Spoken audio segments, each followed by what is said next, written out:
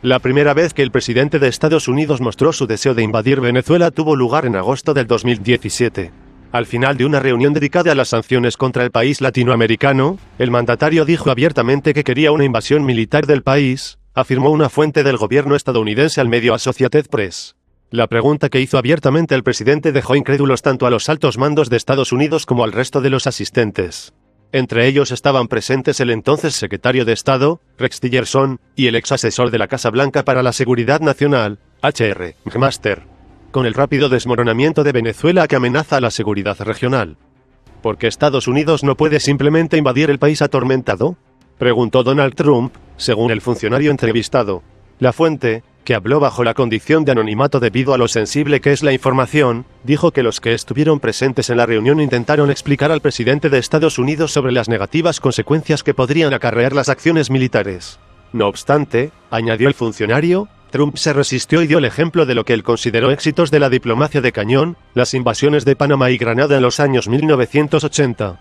Por lo cual, a pesar de los intentos de sus asistentes, la idea persistiría en su cabeza, apunta el columnista de AP, Joshua Goldman.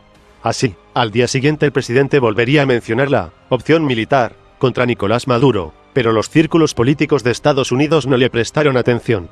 Lo ignoraron al pensar que se trataba de las bravatas militares que la gente ya se acostumbró a oír de la boca de una estrella de reality, que se convirtió en el comandante en jefe, destaca el columnista.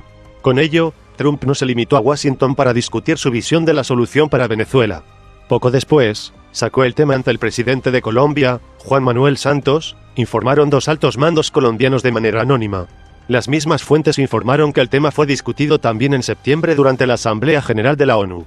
En una cena privada, Donald Trump se reunió con 4 de sus aliados latinoamericanos para proponerles una invasión militar a Venezuela. Según detalla Goldman, se le aconsejó al mandatario estadounidense que no sacara adelante este tema y lo primero que dijo fue, mis consejeros me dijeron que no diga esto. En aquella ocasión, los líderes latinoamericanos presentes mostraron una rotunda oposición a la invasión militar de Venezuela.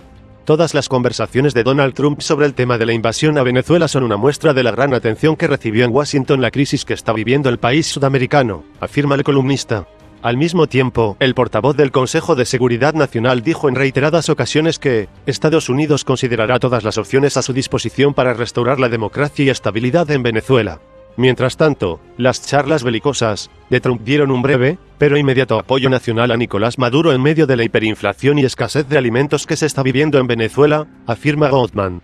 De hecho, Mark Feinstein, que supervisó los asuntos de América Latina en el Consejo de Seguridad Nacional bajo la administración de Obama, dijo que una invasión militar por sí sola no daría resultados. Además, el presidente de Venezuela, Nicolás Maduro, instó a las Fuerzas Armadas del país a estar preparadas para contrarrestar una posible agresión militar por parte de Estados Unidos.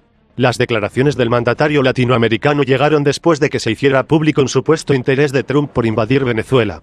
Según explicó el director del Centro Cultural Latinoamericano, Igor Lidovskoy, la declaración de Nicolás Maduro es correcta y Venezuela debe estar lista para una invasión militar. Todos sabemos cómo eso ocurre en el mundo actual. Si algo no le gusta a Estados Unidos, no se pierde la oportunidad de invadir cualquier país que quiera, comentó. El experto mencionó el caso de Libia, donde su líder, Muammar Gaddafi, fue asesinado por no convenir a Estados Unidos, a pesar de ser bueno para su propio pueblo. De acuerdo con Lidovskoy, hubo más países que fueron invadidos de la misma manera y Venezuela está en peligro por ser el país latinoamericano más peligroso para Estados Unidos. No lograron destruir el país por la vía política, así que la única vía que le queda a Estados Unidos es una invasión militar, analizó. Al mismo tiempo, para los venezolanos la única manera de salvar su independencia es estar listos para repeler cualquier amenaza.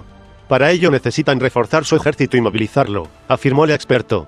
Previamente se hicieron públicas las declaraciones y discusiones privadas llevadas a cabo por el presidente de Estados Unidos, Donald Trump, en las que puso de relieve su convicción sobre la necesidad de una solución militar para Venezuela. De hecho, el mandatario estadounidense incluso llevó a cabo reuniones con algunos de sus homólogos latinoamericanos, que se mostraron reticentes a prestarle apoyo.